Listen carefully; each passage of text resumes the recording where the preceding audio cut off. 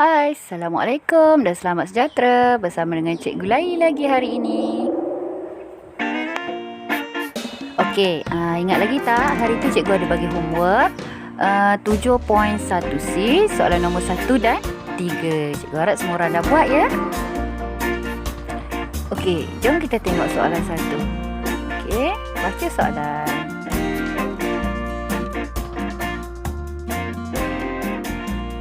Okey, hai semua.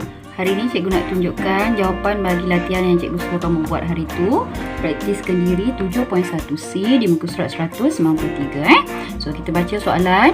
Graf jarak masa di sebelah menunjukkan masa yang diambil oleh dua orang peserta terbaik dalam acara 100 meter semasa kejohanan olahraga di SMK Sinar Harapan. Graf OE, okey, ini graf OE yang warna pink ni mewakili larian Rizal. Okey, kita pun ni Rizal. Dan graf OABC mewakili larian Jeffrey. Okey, so yang hijau ni Jeffrey. Okey, kita kena labelkan supaya kita tak keliru. AB ialah masa yang diambil oleh Jeffrey sebelum meneruskan lariannya kerana terjatuh. So dia terjatuh kat sini, dia stop sekejap, lepas tu dia sambung lari. Jadi soalannya, hitung kerugian masa dalam saat yang dialami oleh Jeffrey dalam pertandingan. Jadi yang dijatuh dekat sini kan. So jawapan kita, penyelesaian kita tolak je. Okey, A 9 tolak 6, jadi 3 saat. 3 saat adalah masa kerugian. Okey, kita tengok soalan B. Adakah Jeffrey berpeluang untuk menjadi johan dalam acara 100 meter jika dia tidak jatuh dan mengekalkan kelajuannya sepanjang larian?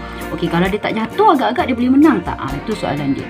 Jadi awak kena bandingkanlah kedua-dua Rizal dengan Jeffrey. So kita buat dulu Rizal. Okey, Rizal untuk dapatkan laju, jarak bagi masa. Okey, ni formula yang awak kena tahulah. Okey, so untuk Rizal ni, kelajuan dia, laju bagi Rizal kita dapat jarak dia 100 meter bahagi dengan dia sampai 14 second. Okey, 14 saat. Jadi kita tekan kalkulator, kita akan dapat 7.14 meter per saat. Ini kelajuan dia. Okey, kemudian kita buat untuk Jeffrey. Okey, untuk Jeffrey pula kita kena kira yang ni je lah, dekat sini dulu. Okey, sebab yang ni dia berhenti jatuh tadi kan. Jadi kita punya kelajuan untuk Jeffrey, laju dia adalah laju sama dengan 50 per dengan 6. So awak dapat kelajuan dia 8.33 meter per saat. Okey, jadi kita nak tengok berapa dia punya masa untuk keseluruhan dia. So sekiranya, sebab yang ni dia kata mengekalkan kelajuan dia, mengekalkan kelajuan kan, maksudnya katalah dia tak jatuh dan laju dia sama macam ni. Jadi masa yang dia gunakan untuk sampai adalah, so masanya 100 jaraknya bahagi dengan kelajuan 8.33 meter per saat. Dan bila awak tekan kalkulator, awak akan dapat 12 saat. Jadi bila dah dapat 12 saat ni, agak-agak Jeffrey boleh menang tak? Boleh lah, sebab untuk Rizal dia memperuntukkan 14 saat untuk sampai ke garisan penamat. Tapi sekiranya Jeffrey tadi tak jatuh, dia akan hanya 12 saat dia dah sampai. Okey? Okey, ini jawapan dia.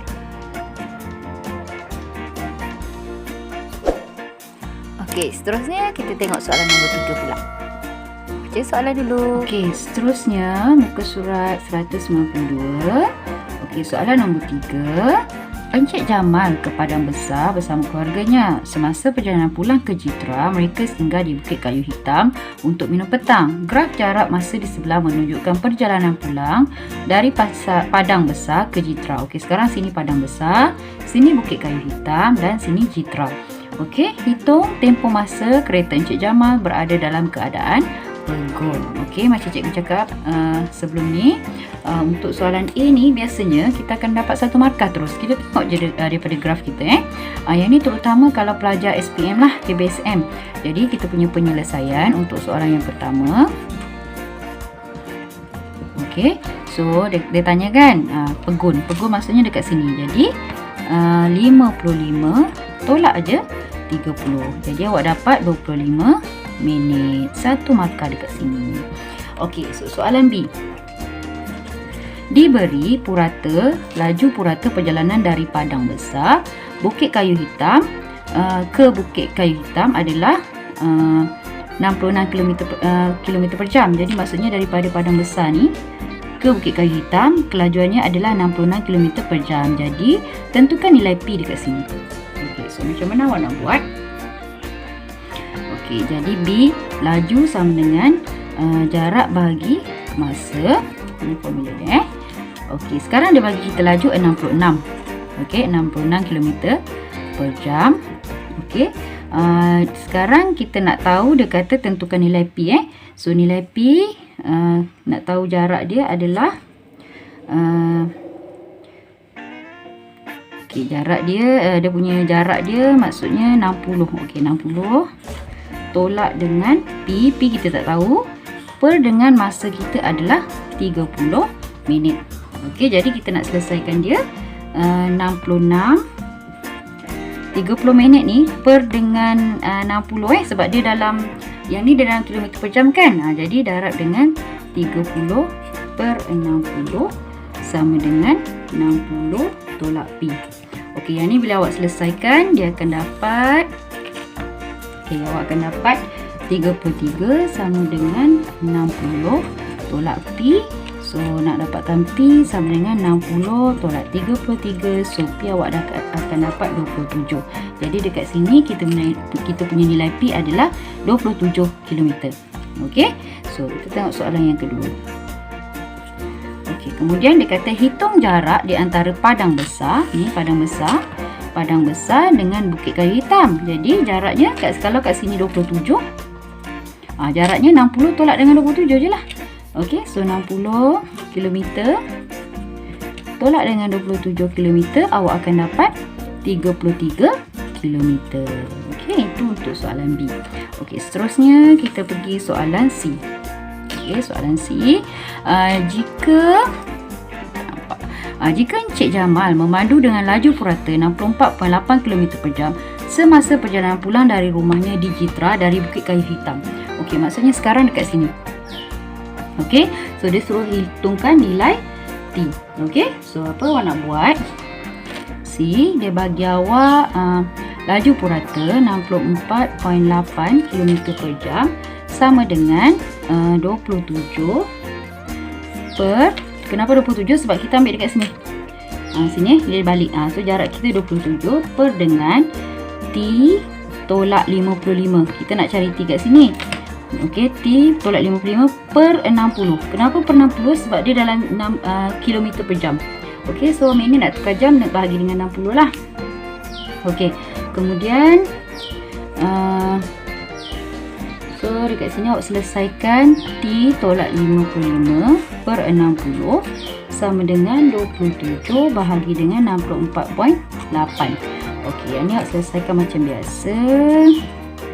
27 per 64.8 darab dengan 60. So yang ni awak dah dapat 25. So T awak dapat 25 tambah 55 bersamaan 80. So dekat sini 80 minit. Minit yang ke 80. Okey. So seterusnya hitung laju purata. Soalan dia, hitung laju purata keseluruhan perjalanan dalam kilometer per jam. Jadi soalan D kita, okey, so soalan D kita laju purata. Okey, so jumlah jarak kita adalah 60 km.